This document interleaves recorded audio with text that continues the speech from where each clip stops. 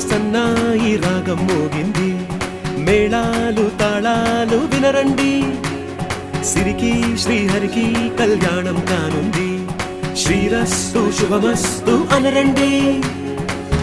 అచ్చతలు గంటో పెళ్లికి అర్థం చెప్పారంటూ, మెచ్చదగు ముచ్చట ఇది అని సాక్ష్యం చెబుతామంటూ, జనులంతా జై కొట్టేలా జరిపిస్తామండి. అందాల కుందన